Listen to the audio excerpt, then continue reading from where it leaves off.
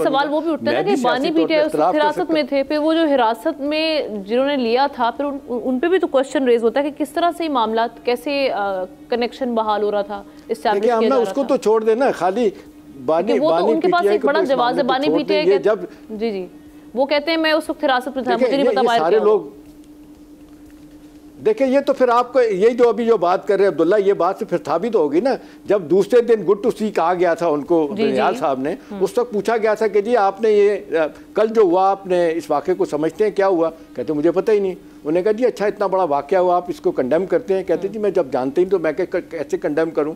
आप देख लें रिकॉर्ड पे मौजूद हैं बाबर रहमान साहब, वो कहते हैं बानी पीटीआई को इस वाक़े का पता था। देखिए हम स्टेट ऑफ डिनाइल में रह रहे हैं, प्लाजिबिलिटी डिनाइबल प्लाजिबिलिटी भी हो ना तो बंदा उसकी तरफ जा सकता है। तो ये इतनी आसानी के साथ नहीं, we have to think about it without being emotional. मैं बार-बार अगर आप मुझे इजाजत देंगे एक जुमला अगर मैं बोल दूं, ये आखिरी एक जुमला मुकम्मल करने दें मुझे। देखिए आमना जो आप बात कर रही हैं, अब हो क्या रहा है, जो आप कहते हैं ना जुडिशियल इंक्वायरी, भाई किस बात की इंक्वायरी की जाए? 400 केस हैं, 100 केस लगे हैं मिलिट्री कोर्ट में, सुप्रीम कोर्ट लेके बैठा हुआ है, 300 केस सिविलियन अदालतों में पड़े हैं, फैसले नहीं करते। आए दिन वो केसेस को लटकाए चले जा रहे हैं। जब आप केसेस को लटकाएंगे तो फैसला तो नहीं होगा। एक तरफ वो नहीं कर रहे, दूसरी तरफ कहते हैं जी जुडिशियल इंक्वायरी होनी चाहिए। और भाई एक नॉर्मल प्रोसेस में जो केसेस चल रहे हैं उनको तो पहले चला लो ना, अगर वहां से तो फैसले आने दें। वैसे कर रही है अदलिया भी उनके साथ। शाम साहब मैं वैसे एक बात मेरे ज़हन में आ रही थी, आखिरी बात है, और सुने यार सुने, जाहिर सा तो बहुत बोल चुके हैं मेरी बात से, लेकिन एक चीज है, अगर आप किसी को भी सपोर्ट कर सकते हैं, आप किसी की भी हमायत कर सकते हैं, आपको पॉइंट देती हूं, बिल्कुल नरम गोशा हो सकता है, लेकिन फैक्ट को डिस्टॉर्ट ना करें प्लीज। ठीक है, चलें शाह साहब।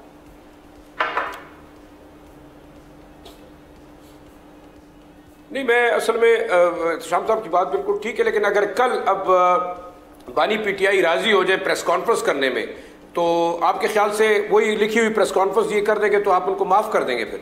क्योंकि अभी आपके पास केसेस है, कम से कम आपने 3 दर्जन से ज्यादा लोगों को प्रेस कॉन्फ्रेंस करने के बाद 9 मई से उनको मुबर्रा कर दिया। तो अब सवाल ये पैदा होता है कि बिल्कुल हम तो कहते हैं कि फेयर ट्रायल होना चाहिए, आप इसे हाँ नहीं मैं बात कर रहा हूँ, आप इसको मिलिट्री जी देखिए मैं मिलिट्री कोर्ट में करते, आप इनको ओपन कोर्ट में करते, आप इनको मुल्क की हाई कोर्ट में करते, हम कहते हैं ट्रायल होना चाहिए। लेकिन एक सवाल पैदा ये होता है कि क्या प्रेस कॉन्फ्रेंस करने के बाद ट्रायल खत्म हो जाएगा, ये माफ हो जाएंगे जैसे पहले 3-4 दर्जन लोग माफ हो चुके थे? कि हम तो बार बार कह रहे हैं कि जो शख्स इन्वॉल्व था इन तमाम मामलात के अंदर, आप उसको ट्राई करके वाकई आपको पॉइंट है, मैं अब्दुल्ला साहब का भी पॉइंट ऐड कर दूं इसमें। अब्दुल्ला साहब कुछ कहना चाहते हैं? ना कर सके, लेकिन उनको प्रेस कॉन्फ्रेंस वाले आप क्या करें?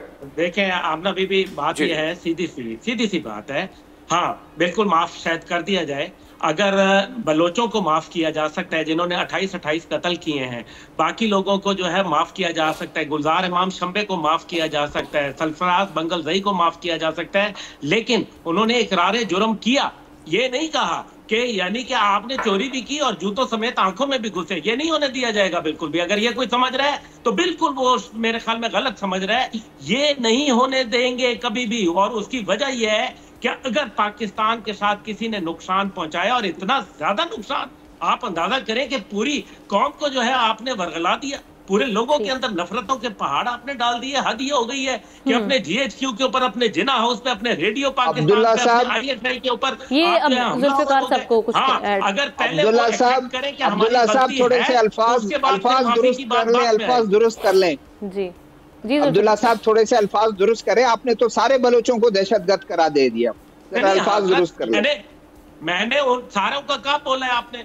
आप देखिए मेरे पे प्लीज आपने क्या इल्जाम लगाएं। आपने कहा, मैंने आपको नाम लेके बताया, मैंने गुलजार इमाम शंबे का कहा है, मैंने आपने कहा कि बलोचों को माफ कर दिया। आपने नहीं, मैंने किसका नाम लिया? मैंने सारे बलोचों का कब बोला? आप चंद लोगों का, चंद लोग ये काम कर रहे हैं। मैं नाम ले रहा हूँ, आप पता नहीं, आपको मेरे ख्याल में मसला कोई और है, आपको प्रॉब्लम कोई और है जो आप इस पे मेरे पे इल्जाम डाल रहे हैं। नहीं, आप प्रॉब्लम आपका नजर आ रहा है, ये प्रॉब्लम आपका नजर आ रहा है कि आप भड़क रहे हैं, मसला आपका, मेरे ख्याल में मसला आपका है, मसला गलत बात मंसूब न करें। मैंने बिल्कुल बलोचों की बात नहीं की, मैंने सिर्फ और सिर्फ जो है बात की है, मामले को यहाँ पे मैंने उनका नाम लिया है, 2 बंदों के बकायदा नाम लिया।